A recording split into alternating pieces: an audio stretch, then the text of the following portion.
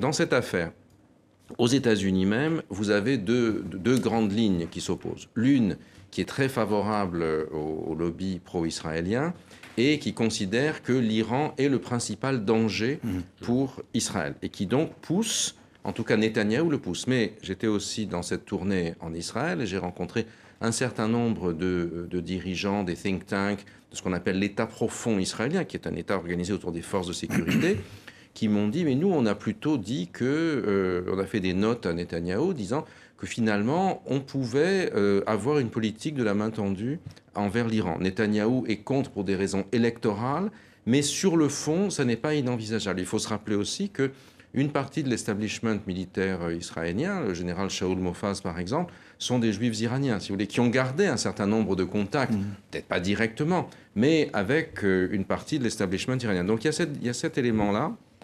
Et il y a l'élément à l'intérieur de l'Amérique qui dit, au fond, l'Iran, c'est 80 et quelques millions de personnes, une classe moyenne assez sophistiquée, une population qui est globalement pro-américaine. Il faut bien voir que l'Iran d'aujourd'hui, c'est le pays, sans doute en termes de la population, pas du dirigeant, enfin, ils ne le disent pas tous, qui est le plus pro-américain de la région, ce qui est un énorme paradoxe.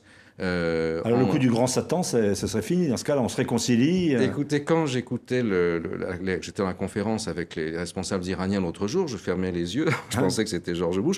Je n'ai pas entendu une fois parler du grand Satan. En revanche, il n'y en avait que pour les Saoudiens qui étaient violemment incriminés parce qu'on leur reprochait depuis Téhéran d'être derrière la progression de l'armée islamique.